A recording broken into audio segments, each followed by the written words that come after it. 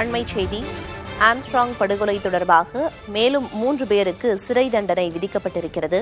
இது தொடர்பான கூடுதல் விவரங்களை வழங்குவதற்காக செய்தியாளர் அன்பரசன் இணைப்பில் இருக்கிறார். அன்பரசன், இந்த மூவர் யார்? அவங்களோட விவரம் என்னன்னு வெளியாகி இருக்கா? எத்தனை நாட்கள் சிறையில் அடைக்க உத்தரவு பிறப்பிக்கப்பட்டிருக்கு? பகுஜன் சமாஜ் கட்சி தலைவர் ஆம்ஸ்ட்ராங் வெட்டி படுகொலை செய்யப்பட்ட வழக்கில் தற்போது வரை 11 நபர்கள் கைது செய்யப்பட்டிருக்கிறார்கள். இதில் பின்னதாக கைது செய்யப்பட்ட 3 நபர்கள் தற்போது பூந்தமல்லி சிறையில் அடைக்கச் சொல்லி எழும்பூர் நீதிமன்றம் உத்தரவிட்டிருக்கிறது. குறிப்பாக 3 பேர் கோகுல், விஜய், சிவசக்தி ஆகிய 3 பேரை எழும்பூர் நீதிமன்றம் வருகிற 19ஆம் தேதி வரை நீதிமன்ற காவலில் அடைக்க நீதிபதி உத்தரவிட்டிருக்கிறது. இந்த நிலையில்தான் பகுஜன் சமாஜ் கட்சி தலைவர் ஆம்ஸ்ட்ராங் வெட்டி படுகொலை செய்யப்பட்ட சம்பவத்தில் இதுவரை மொத்தமாக 11 நபர்கள் கைது செய்யப்பட்டிருக்கிறார்கள். ஆற்காடு சுரேஷின் தம்பி பொன்னை பாலா, அவரது நண்பர்கள் ராமு, திருவேங்கடம், திருமலை, செல்வராஜ், மணிவண்ணன், சந்தோஷ், அருள் ஆகிய 8 நபர்கள் முதலில் கைது செய்யப்பட்டு அவர்களிடம் போலீசார் தீவிர விசாரணை நடத்தியதில் பல்வேறு திடுக்கிடும் சம்பவங்கள் வெளியானது. குறிப்பாக ஆம்ஸ்ட்ராங்கை படுகொலை செய்வதற்கு இவர்கள் ஏற்கனவே பலமுறை ஸ்கெட்ச் போட்டு வந்ததும் தெரிய வந்தது. இந்த நிலையில்தான் அந்த ஏற்கனவே முன்னதாக கைது செய்யப்பட்ட 8 நபர்களும் நீதிமன்ற காவலில், அதாவது வருகிற 15 நாட்கள் நீதிமன்ற காவலில் அடைக்க எழும்பூர் நீதிமன்றம் உத்தரவிட்டிருந்த நிலையில் அதன் பிறகாக 3 நபர்கள் கைது செய்யப்பட்டார்கள். குறிப்பாக ராணிப்பேட்டை மாவட்டத்தைச் சேர்ந்த கோகுல், விஜய், சிவசக்தி ஆகிய 3 நபர்களை போலீசார் கைது செய்தனர். அவர்களிடம் பல்வேறு கோணங்களில் விசாரணை நடத்தி தற்போது பூந்தமல்லி சிறையில் அடைக்க சொல்லி நீதிபதி உத்தரவிட்டிருக்கிறார். குறிப்பாக வருகிற 19ஆம் தேதி வரை இவர்களை மூவரையும் சிறையில் அடைப்பதற்காக எழும்பூர் நீதிபதி உத்தரவிட்டிருக்கிறார். மேலும் இந்த வழக்கில் யார் யாரெல்லாம் தலைமறைவாக உள்ளார்கள் என்பதை கண்டுபிடிப்பதற்காகவும், அதே போல இந்த கொலையின் உண்மையான பின்னணி என்ன என்பது குறித்து விசாரணையில் ஈடுபடுவதற்காகவும் 10 தனிப்படை போலீசாரும் தற்போது தீவிர விசாரணையில் ஈடுபட்டு வருகிறார்கள்.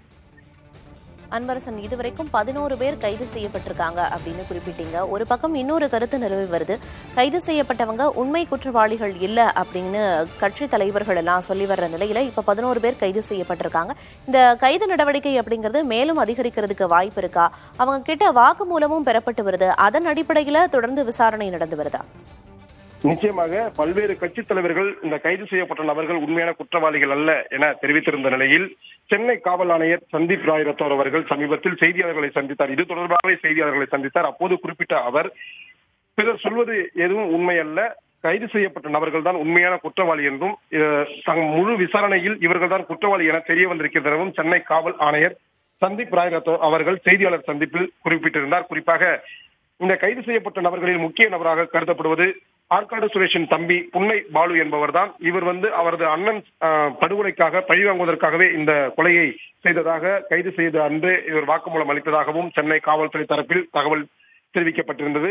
இதுவரை 11 நபர்கள் கைது செய்யப்பட்டிருக்கிறார்கள். இருப்பினும் இந்த சம்பவத்தில் இன்னும் வேறு யாருக்கேனும் தொடர்பு உள்ளதா, இந்த கொலைக்கான முழு பின்னணி என்ன என்பது குறித்து காவல்துறை முழுவீச்சில் செயல்பட்டு வருவதாகவும், ஏற்கனவே 10 தனிப்படைகள் அமைக்கப்பட்டிருப்பதாகவும், இந்த கைது செய்யப்பட்ட நபர்களிடம் தொடர் விசாரணை மேற்கொள்ளப்பட்டு அதன் மூலமாக தலைமறைவு நபர்களுக்கு வலை வீசி வருவதாகவும் ஏற்கனவே செய்தியாளர் சந்திப்பில் சென்னை காவல்துறை ஆணையர் சந்தீப் ராய் ரத்தோர் அவர்கள் தெரிவித்திருந்தார். இந்த நிலையில்தான் 10 தனிப்படை போலீசாரும் தற்போது தீவிர விசாரணையில் ஈடுபட்டு வருகிறார்கள். ஆம்ஸ்ட்ராங் படுகொலை தொடர்பாக காவல்துறையினர் தனிப்படை அமைத்து தீவிர விசாரணையை மேற்கொண்டு வர்றாங்க. 11 பேர் கைது செய்யப்பட்டிருக்கிற நிலையில மேலும் 3 சிறை தண்டனை விதிக்கப்பட்டிருக்கு. தற்போதைய விவரங்களை வழங்கியதற்கு நன்றி அன்பரசன்.